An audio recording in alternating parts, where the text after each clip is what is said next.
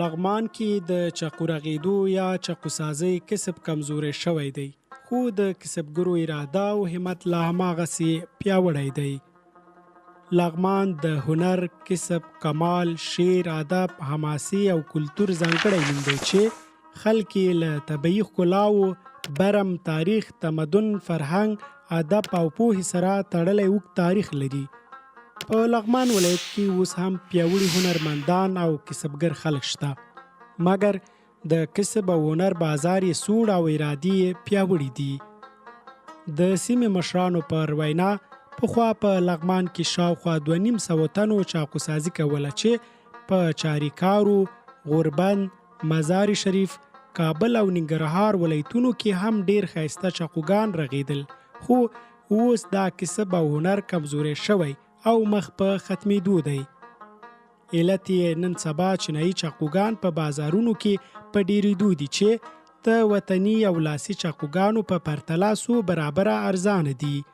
خو وطن سره د خلکو مینه ښیي چې په لغمان کې هنر او کسب نه مري او عام خلک خپل هنر، کسب او تولید سره ځانګړې مینه لري او تر خپلې وسې د خپل وطن تولیدات اخلي او په ورځني ژوند کې ترې ګټه اخلي.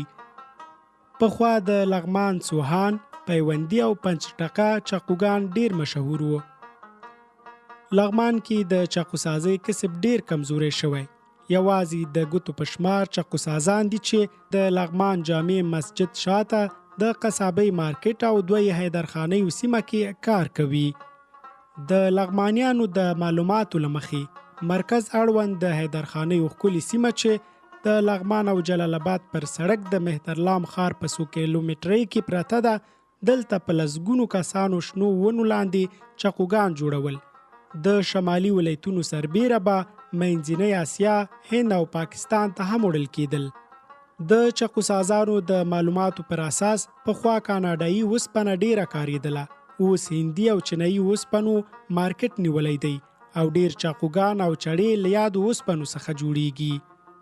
60 کلن چاقوساز چې ځان یې محمد عزیز معرفي کړ او نوموړي راته وویل: اوس هغه خو مخکې چې حیدرخانۍ و تقریبا یو 20 دوکانه په حیدرخانۍ کې اوس هغه خلک نشته.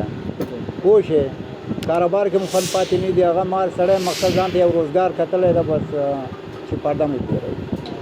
مشهور خو غونه اصلا کمانۍ والا دی. مخکې چې و دا د حیدرخانۍ چاقوګان چې و دا کمانۍ و. پوه شې کمانۍ و بل شی نه و. خو لږ کوشش به یې کوله بس هغه به یې کوله صحیح شی و د حیدرخانۍ نوم و. یاره په افغانستان کې خو پرون بله ورځ د سې شنبې په ورځ یو 200 دانې خو مې فاریاب ته ولېږله او غزني ته ځي، قندهار ته ځي، پوه شې کابل ته ځي، شمالي ته ځي. شمالي ته مې لېږلی ده. اصلا دا کسب چې دی زموږ د نیکه نه پاتې ده. موږ ته ماماګانو سره مې ناست و، نیکه مې چې هغه خپله چاقوساز او شمشیرګر و چې هر څه به یې جوړوله. موږ هغه تورې او حساب و کتاب هر څه به یې جوړوله. بیا هغه ورور مې هغوی سره ناست و، بس بیا زه د ورور نه دا چل ما زده کړله. خبرونه هم جوړوو، لور هم جوړوو. پوه شې چې څه شی مخې ته راغی هر څه. تر ټولو ښه چاقوګان د داشکې، زیکویک او رسام مرمیو څخه جوړیږي او کیفیت هم ډیر ښه دی چې دا د روسیې هیواد سره تړلې ریښه لري، خو چینایي مرمۍ کمزوري او چاقوګان یې ډیر پیاوړي نه وي. محمد عزیز کاکا د چاقوګانو د بازار په اړه وایي: یاره د وطن د تولید لپاره خو زه دا وایم چې هر سړی په خپل ملک کې چې اوس لغمان کې کوم شی پیدا کېږي یا جلال آباد کې پیدا کېږي، په کار ده چې خپل د ملک هر تولید شي بس هماغه استعمال وکړي چې ملک لږ ترقي وکړي، لږ خلکو اقتصاد صحیح شي. پوه شې دا چې د بر ملک بس هغه کوي. اوس د پاکستان مثال خبره پاپړ د دلته راځي بس هغه شی استعمالوي، هغه ګټه خو موږ ته ونه رسي. په لغمان کې سمدستي لرګي لرونکي لاستي والا چاقوګان جوړیږي چې 50، 100 او 150 افغانۍ قیمتونه دي.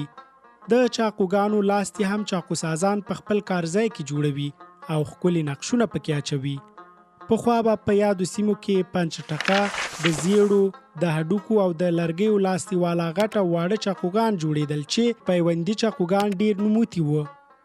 اوس هم پیوندي چاقو لوړ نرخ لري یو یې په 1000 الا 1200 افغانۍ خرڅیږي او ارزان بیه یې د لرګي لاستیوالا د کمانۍ چاقو دی چې 100 افغانۍ قیمت دی.